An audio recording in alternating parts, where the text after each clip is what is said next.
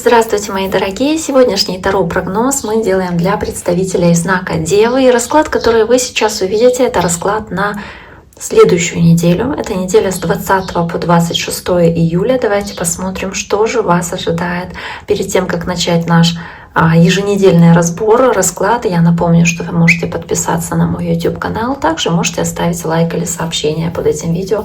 Буду очень вам признательна. Я для экономии времени уже перетасовала колоду, основную и дополнительную. И мы смотрим, что же у нас получится. Итак, начинаем мы с понедельника. Понедельник для кого-то день тяжелый, потому что начинается с десятки жезлов. Но сейчас мы ее рассмотрим детальнее. Дальше тройка жезлов. В среду двойка пентаклей, десятка пентаклей в четверг, в пятницу король пентаклей, карта пятерка жезлов в субботу и шестерка кубков в воскресенье. Смотрим, что же у нас есть. Прежде всего мы видим в первую очередь карту десятка жезлов, которая говорит о перегруженности, загруженности, об ощущении, что вы от чего-то устали, возможно, это вызывает у вас апатию, нагруженность какой-то работой или делами. Возможно, здесь есть недопонимание с кем-то, невозможность с кем-то нормально пообщаться, достучаться до кого-то, из-за этого четверка кубков, ощущение обиды на эту ситуацию. Но тут больше связано это, скорее всего, с чувством апатии или замкнутости, которая может быть из-за загруженности делами, работой, какими-то вещами, которые вам в тягость, от которых вы устали, возможно, просто. Следующая карта тройка жезлов, и это карта взгляда в будущее, каких-то планов, которые вы строите, возможно, ожидания каких-то перемен, которые вы уже, в принципе, даже видите, потому что по тройке жезлов вы уже первые шаги сделали, вы уже сделали определенный выбор, вы уже начали движение по намеченному пути, и вы уже имеете какие-то первые результаты, как эти листочки на жезлах, которые появляются на этих жезлах. Да? То есть человек, смотрящий вдаль, видит уже какую-то перспективу, потому что есть первые намеченные результаты, соответственно, по тройке жезлов. При этом тут же четверка мечей, которая нам показывает, что вы не спешите и не торопите события по четверке мечей. Вы как будто бы готовы приостановиться, вы находитесь в состоянии успокоения, умиротворения. И по четверке мечей, возможно, вы планируете какое-то путешествие, потому что четверка мечей это еще путешествие может быть, но при этом тройка жезлов показывает, что вы как смотрите в будущее, планируете, думаете об этом перемещении, об каком-то путешествии. Вы очень много анализируете ситуацию и думаете о будущем, анализируя ваши внутренние ощущения, ваше внутреннее состояние, да, как будут развиваться события, да, что вы будете делать, то есть вот как будто планируете. Без иллюзий каких-то, то есть прям четко планируете.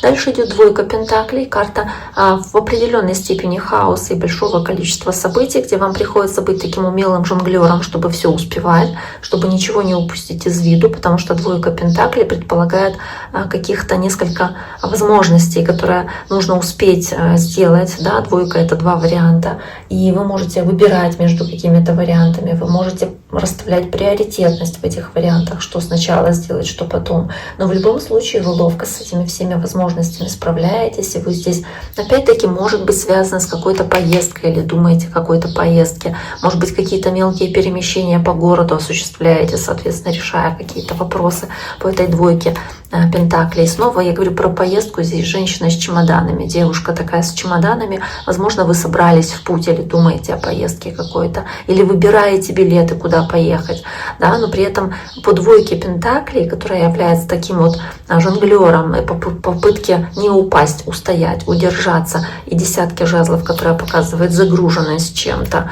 усталость от того, что вы перегружены какими-то делами. Вы, возможно, в этом хаосе действительно чувствуете, что вы можете потеряться, вы можете не устоять, что вам тяжело. То есть ощущение нагруженности большим количеством вопросов, которые нужно решать здесь.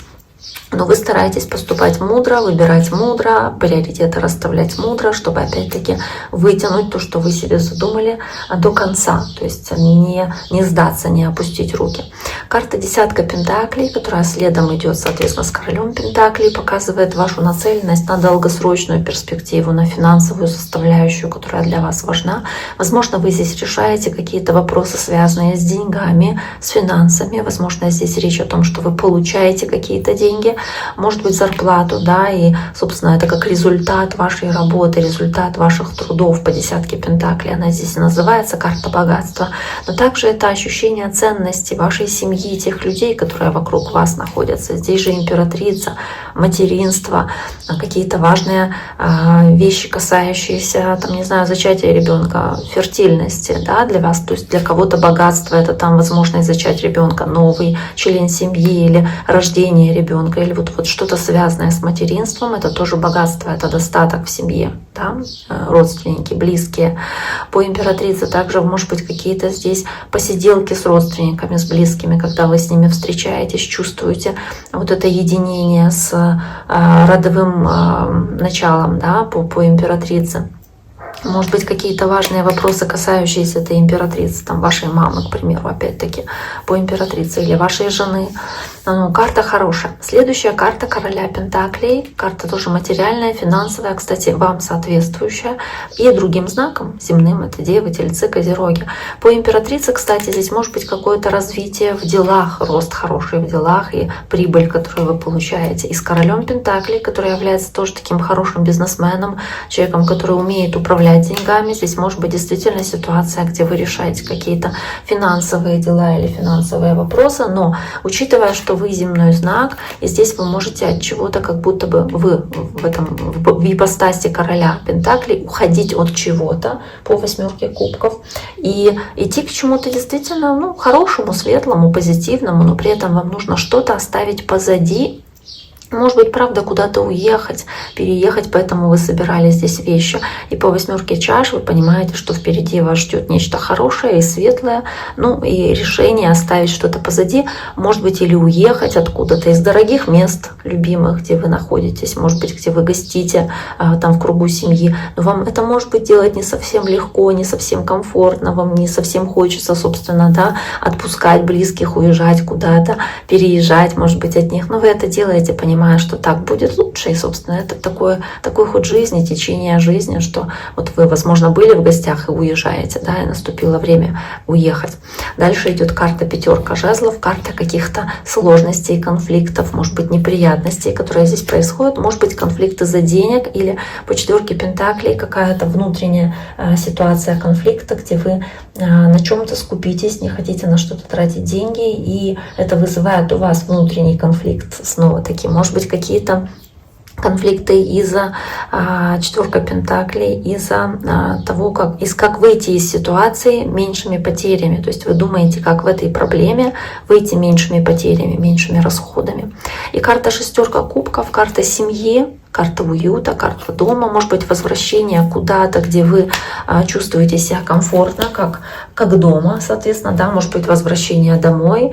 И королева кубков, ощущение прилива радости, много энергии позитивной, много любви, много воодушевления и много спокойствие, которое к вам приходит при вот этом вот сочетании с шестеркой кубков, где вы чувствуете уют, дом, где вы чувствуете спокойствие, соответственно, которая вам дарит эта шестерка кубков.